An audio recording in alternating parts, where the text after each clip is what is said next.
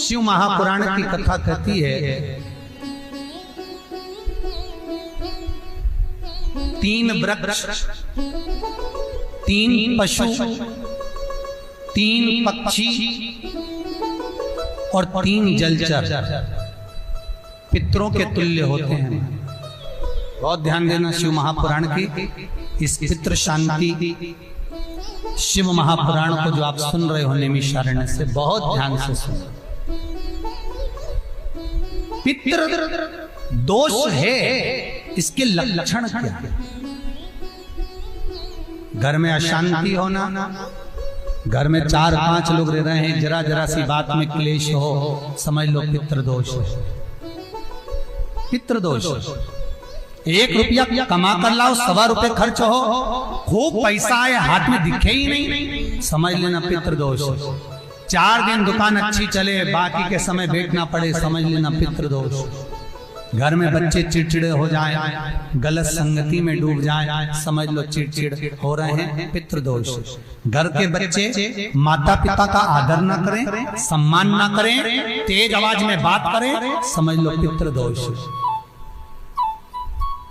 पितृदोष मालूम पड़े। और इतने से भी अगर आप नहीं समझ सकते, परिवार का कोई एक व्यक्ति जब जब भोजन करने बैठे तब तब उसकी थाली में बाल आए, भले वो होटल में खाए तो भी बाल आ जाए, वो कहीं खाना खा रहा है तो बाल आ जाए। 8-15 दिन में, 4 दिन में, 3 दिन में, 2 दिन में, 6 दिन में आपकी थाली के भोजन में अगर बाल निकल रहा है, केश निकल रहा है, समझ लेना कि पितृ आपसे कुछ मांग रहे हैं, पितृ आपसे कुछ चाहते हैं। क्योंकि पितृ बोलते नहीं आता, केवल घर का व्यक्ति जब भोजन करने बैठेगा, सब अच्छे से बनाया, सब अच्छे से करा, फिर भी थाली में अगर बाल निकल रहा है। और कोई व्यक्ति ऐसा होता है जिसकी थाली में बार बार बाल आता है, वो कितने के लिए, पत्नी को भी कह दिया, परिवार को भी कह दिया, तो भी वो होटल में खाएगा तो बाल आ जाएगा, अचानक आ जाएगा, भले पानी पिएगा तो आ जाएगा, कुछ खाएगा तो बाल आएगा। 8 दिन में, 15 दिन में, 6 दिन में उसके भोजन में बाल आएगा ही आएगा। समझ लो पितृ कुछ कहना चाहते, पितृ कुछ बताना चाहते, कुछ वर्णन करना चाहते। घर में अगर आप उससे भी नहीं समझ सकते तो घर में बैठे बैठे एकदम गंध आने लगे। 8 दिन में, 4 दिन में, 6 दिन में, ना जाने कौन सी गंध की बदबू सी आ रही, कोई गंध आ रही, कोई सुगंध सी आ रही, कोई गंध सी आ रही। समझ लो पितृ की छाया पड़ रही है, पितृ कुछ मांग रहा है। 8 दिन में, 15 दिन में कोई भी अगर आपको नहीं आएगा तो कोई दूसरा कहेगा, आज घर में ऐसी गंध क्यों आ रही है, कोई आकर कह देगा गंध क्यों आ रही है। उसका मतलब है पितृ आपसे कुछ मांग रहा है, कुछ कहना चाहता है, कुछ मत करो। अगर ज्यादा लगता है कि हमारे घर में पितृदोष है, पैसे नहीं आ रहे, लक्ष्मी नहीं टिक रही, पीपल के पत्ते पर श्राद्ध पक्ष की एकादशी के दिन और द्वादशी के दिन पीपल के पत्ते पर शहद की 7 बिंदियां लगा दीजिए, उसी पर चंदन लगा दीजिए, 7 आखे चावल, सफेद चावल उस पर रख दीजिए, एक जौ, थोड़ी थोड़ी काली तिल उस पर रख दीजिए। अपने पूर्वजों का नाम लेकर, पितरों का स्मरण कर कर, गोत्र बोलकर, नाम बोलकर बहते हुए पानी में उस पत्ते को छोड़ दीजिए। ये केवल श्राद्ध पक्ष में होगा, एकादशी तिथि के लिए बहते पानी में छोड़ दीजिए। जिंदगी में कभी संपदा की कमी नहीं आएगी, पितर आशीर्वाद देकर जरूर जाएंगे, ये पक्का है। शिव महापुराण कहते हैं अगर ज्यादा रोग है, बीमारी है, तो श्राद्ध पक्ष की 9वीं तिथि के समय पर केवल बड़ के पत्ते के ऊपर, बड़ का जो पत्ता होता है, बट वृक्ष का पत्ता, उस पे काली तिल और जौ 21 बार उतार कर, जो व्यक्ति बहुत बीमार पड़ा रहता हो और कोई ना कोई बीमारी उसको घेरी रहती हो, तो बड़ के पत्ते पर काली तिल और जौ, काली तिल और जौ रख कर पितरों का स्मरण कर कर 9वीं तिथि के दिन 21 बार उतार कर बहते पानी में डाल दो या पीपल के पेड़ के नीचे रख दो, बीमारी समाप्त हो जाएगी, रोग नहीं घेर सकता। अगले श्राद्ध तक लिखकर रखना कि किस तारीख को करा, किस तिथि को करा, अगली तिथि तक जानना, आपको रोग नहीं आएगा, बीमारी नहीं आ सकता, कष्ट नहीं आएगा। शिव महापुराण का भाग, भगवान शिव आनंद की राशि।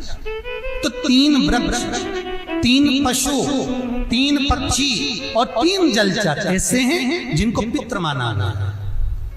तो 3 वृक्ष कौन कौन से हैं? शास्त्र कहता है पहला पीपल, दूसरा बरगद बड़ और तीसरा बेलपत्र।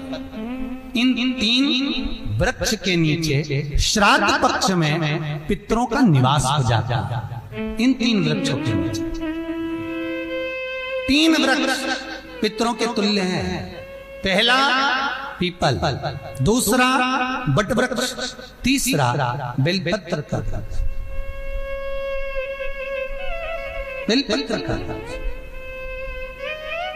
कभी अनायास श्राद्ध पक्ष में आप कुछ भी ना कर पाए, कुछ भी ना कर सकते हो, तो एक पत्ते के ऊपर कोई सा भी पत्ता ले लो, चाहे पान का ले हो, कोई पीपल का ले हो, कोई भी पत्ते के ऊपर एक पुड़ी, थोड़ा मीठा थोड़ा नमकीन रखकर अपनी कामना कर अपने पूर्वजों के लिए इन 3 वृक्ष के नीचे 16 श्राद्ध में किसी भी एक दिन आपको भोजन को रखकर रह जाइए। अपनी कामना कर सुख का अनुभव होगा, पितरों को शांति मिलेगी। 3 वृक्ष पितरों के तुल्य हैं। 3 पक्षी पितरों के तुल्य हैं। कौवा, हंस और गरुड़।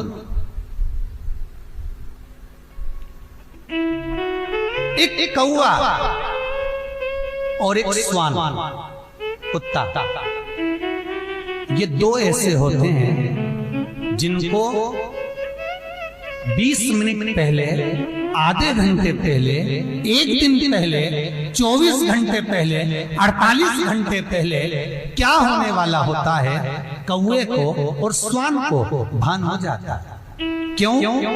क्योंकि ये यमलोक में जहां यमराज निवास करते हैं, स्वान और कौवा उस स्थान का भाग ग्रहण करते हैं और इनको ये ज्ञान पूर्व से यमराज से प्राप्त होता रहता है। पूर्वान होता प्राप्त होता रहता है। एक कौवा, एक स्वान, कोई घटना घटने वाली होती है तो कुत्ता रोने लगता है, कोई घटना घटने वाली होती है तो कौवा आकर बैठ जाता है, कोई आ रहा है तो कौवा आएगा, कोई भाव सूचक है तो कौवा आकर बैठेगा। दरवाजे पर कैसे, उसका भी भान है, अटारी पर कौवा कहाँ बैठा है, दरवाजे पर कौवा कहाँ बैठा है, किस स्थान पर कौवा विराजमान है, उसका भी भाव हमारे शास्त्र में वर्णन है। 3 पक्षी, 3 वृक्ष पितरों के तुल्य।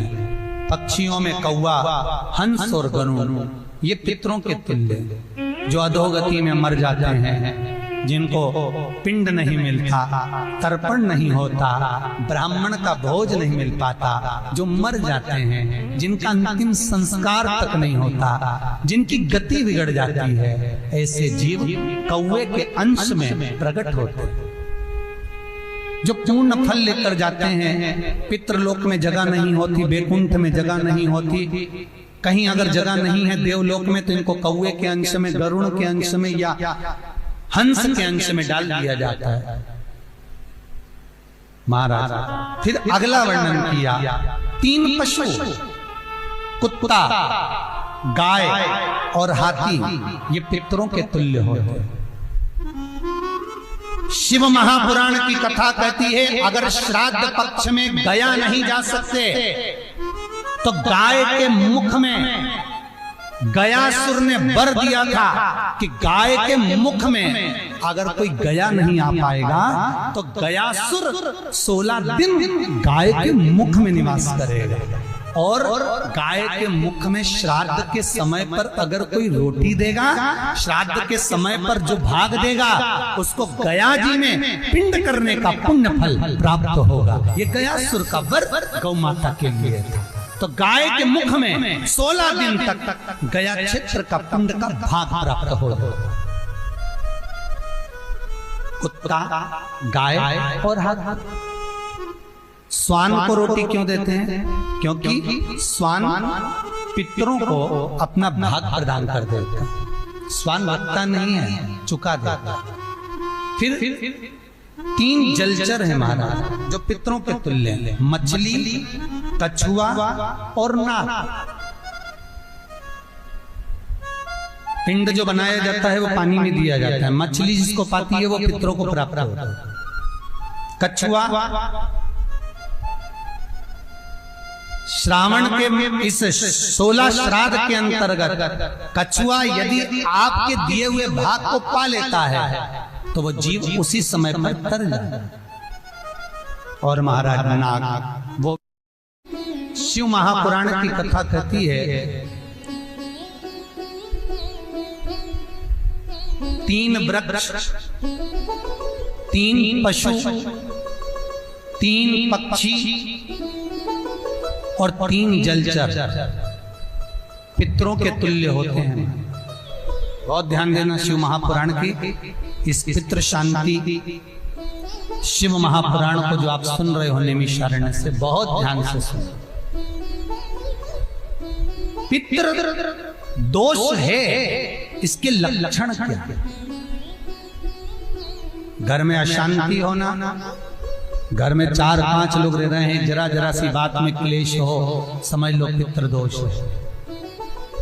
पितृदोष, 1 रुपया कमा कर लाओ, 1.25 रुपए खर्च हो, खूब पैसा है, हाथ में दिखे ही नहीं, समझ लेना पितृदोष। 4 दिन दुकान अच्छी चले, बाकी के समय बैठना पड़े, समझ लेना पितृदोष। घर में बच्चे चिड़चिड़े हो जाएं, गलत संगति में डूब जाएं, समझ लो चिड़चिड़ हो रहे हैं, पितृदोष। घर के बच्चे माता पिता का आदर ना करें, सम्मान ना करें, तेज आवाज में बात करें, समझ लो पितृदोष। पितृदोष मालूम पड़े। और इतने से भी अगर आप नहीं समझ सकते, परिवार का कोई एक व्यक्ति जब जब भोजन करने बैठे तब तब उसकी थाली में बाल आए, भले वो होटल में खाए तो भी बाल आ जाए, वो कहीं खाना खा रहा है तो बाल आ जाए। 8-15 दिन में, 4 दिन में, 3 दिन में, 2 दिन में, 6 दिन में आपकी थाली के भोजन में अगर बाल निकल रहा है, केश निकल रहा है, समझ लेना कि पितृ आपसे कुछ मांग रहे हैं, पितृ आपसे कुछ चाहते हैं। क्योंकि पितृ बोलते नहीं आता, केवल घर का व्यक्ति जब भोजन करने बैठेगा, सब अच्छे से बनाया, सब अच्छे से करा, फिर भी थाली में अगर बाल निकल रहा है। और कोई व्यक्ति ऐसा होता है जिसकी थाली में बार बार बाल आता है, वो कितने ही कह ले, पत्नी को भी कह दिया, परिवार को भी कह दिया, तो भी वो होटल में खाएगा तो बाल आ जाएगा, अचानक आ जाएगा, भले पानी पिएगा तो आ जाएगा, कुछ खाएगा तो बाल आएगा। 8 दिन में, 15 दिन में, 6 दिन में उसके भोजन में बाल आएगा ही आएगा। समझ लो पितृ कुछ कहना चाहते, पितृ कुछ बताना चाहते, कुछ वर्णन करना चाहते। घर में अगर आप उससे भी नहीं समझ सकते तो घर में बैठे बैठे एकदम गंध आने लगे। 8 दिन में, 4 दिन में, 6 दिन में, ना जाने कौन सी गंध की बदबू सी आ रही, कोई गंध आ रही, कोई सुगंध सी आ रही, कोई गंध सी आ रही, समझ लो पितृ की छाया पड़ रही है, पितृ कुछ मांग रहा है। 8 दिन में, 15 दिन में कोई भी अगर आपको नहीं आएगा तो कोई दूसरा कहेगा आज घर में ऐसी गंध क्यों आ रही है, कोई आकर कह देगा गंध क्यों आ रही है, उसका मतलब है पितृ आपसे कुछ मांग रहा है, कुछ कहना चाहता है, कुछ मत करो। अगर ज्यादा लगता है कि हमारे घर में पितृदोष है, पैसे नहीं आ रहे, लक्ष्मी नहीं टिक रही, पीपल के पत्ते पर श्राद्ध पक्ष की एकादशी के दिन और द्वादशी के दिन पीपल के पत्ते पर शहद की 7 बिंदियां लगा दीजिए, उसी पर चंदन लगा दीजिए, 7 आखे चावल, सफेद चावल उस पर रख दीजिए, एक जौ, थोड़ी थोड़ी काली तिल उस पर रख दीजिए। अपने पूर्वजों का नाम लेकर, पितरों का स्मरण कर कर, गोत्र बोलकर, नाम बोलकर बहते हुए पानी में उस पत्ते को छोड़ दीजिए।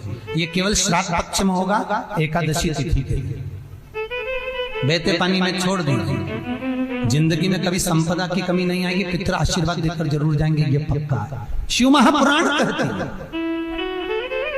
अगर ज्यादा रोग है, बीमारी है, तो श्राद्ध पक्ष की नवमी तिथि के समय पर केवल बड़ के पत्ते के ऊपर, बड़ का जो पत्ता होता है, बट वृक्ष का पत्ता, उस पे काली तिल और जौ 21 बार उतार कर, जो व्यक्ति बहुत बीमार पड़ा रहता हो, कोई ना कोई बीमारी उसको घेरी रहती हो, तो बड़ के पत्ते पर काली तिल और जौ, काली तिल और जौ रख कर पितरों का स्मरण कर कर नवमी तिथि के दिन 21 बार उतार कर बहते पानी में डाल दो या पीपल के पेड़ के नीचे रख दो, बीमारी समाप्त हो जाएगी, रोग नहीं घेर सकता। अगले श्राद्ध तक लिखकर रखना कि किस तारीख को करा, किस तिथि को करा, अगली तिथि तक जानना, आपको रोग नहीं आएगा, बीमारी नहीं आ सकती, कष्ट नहीं आएगा। शिव महापुराण का भाग, भगवान शिव आनंद की राशि। तो 3 वृक्ष, 3 पशु, 3 पक्षी और 3 जलचर ऐसे हैं जिनको पितृ माना है। तो 3 वृक्ष कौन कौन से हैं? शास्त्र कहता है पहला पीपल, दूसरा बरगद बड़ और तीसरा बेलपत्र। इन 3 वृक्ष के नीचे श्राद्ध पक्ष में पितरों का निवास हो जाता है। इन 3 वृक्षों के नीचे 3 वृक्ष पितरों के तुल्य हैं। पहला पीपल, दूसरा बट वृक्ष, तीसरा बेलपत्र का बेलपत्र का। कभी अनायास श्राद्ध पक्ष में आप कुछ भी ना कर पाए, कुछ भी ना कर सकते हो, तो एक पत्ते के ऊपर कोई सा भी पत्ता ले लो, चाहे पान का ले हो, कोई पीपल का ले हो, कोई भी पत्ते के ऊपर एक पुड़ी, थोड़ा मीठा थोड़ा नमकीन रखकर अपनी कामना कर कर अपने पूर्वजों के लिए इन 3 वृक्ष के नीचे 16 श्राद्ध में किसी भी एक दिन आपको भोजन को रखकर रह जाइए, अपनी कामना कर कर सुख का अनुभव होगा, पितरों को शांति मिलेगी। 3 वृक्ष पितरों के तुल्य हैं। 3 पक्षी पितरों के तुल्य हैं, कौवा, हंस और गरुड़।